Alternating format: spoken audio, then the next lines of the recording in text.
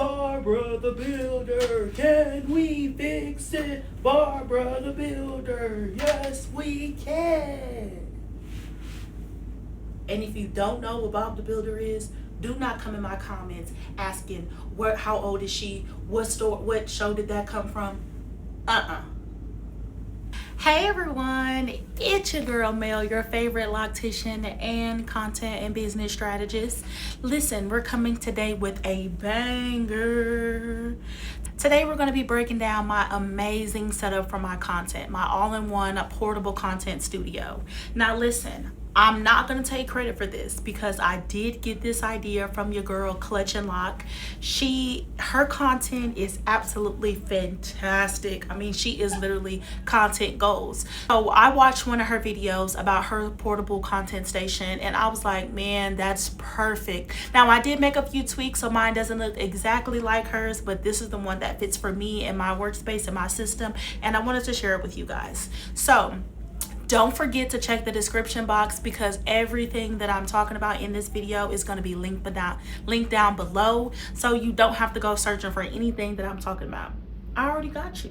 Okay, so the first thing I want to talk about is the stand. Okay, so the stand is what's holding everything together. So of course that means we need something extremely strong. Now I got the newer stand from Amazon, and again everything is going to be linked down below. Now this thing did not come to play. Okay, it is heavy duty. It was heavy in general, okay, extremely heavy, but it was super duper simple to assemble. All I did was take it out the box, fix the little legs, and screw the wheels on, and we were good to go. So the next thing we're going to break down is the light source, because of course the lighting is the most important piece of the content, because baby, if you can't see it, then it didn't happen. Okay, so for reference, I bought these studio lights probably last year, so I already had them in my possession. Again, those are linked down below, and it comes with two. So I have one on one side of my room and the other on the other side. So I just took the one that I didn't use that often and I put it on top of the stand so I can have my light. So the next thing we're going to be breaking down is the power source, okay, because of course with this being a portable setup, with it having wheels and me wanting to wheel it around my salon and around my clients, I had to make sure that I wasn't tethered to a wire. My lights originally come with a plug, but it also has the ability to have batteries in the back of it. So I bought these two. I'm gonna put them down below. It powers perfectly. They last a great amount of time. Mine haven't ran out yet and I think they're fantastic. The only thing that I really plug up to my power bank, since my light has a battery pack, is my monitor and my phone. So with my setup, I have a 22-inch monitor to where I can see myself, because of course, when you're recording content, most of the time we use our back camera and we're not able to see if we're in frame, if it's a good shot, if it's blurred, we're just not able to see these things. So my monitor helps me a lot, being able to manage my angles without having to do too much with my phone. Not at the stage where I need cameras, I went ahead and bought me an extra phone, so I record my content on my phone, which is why my setup fits more for my thingamabob here. So if you're a phone girly and not a camera girly, this setup is going to be perfect for you.